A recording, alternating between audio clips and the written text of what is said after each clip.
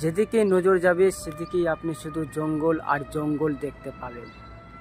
আর এই জঙ্গলের ভিতরেই রয়েছে বড় বড় সব কোম্পানিগুলো।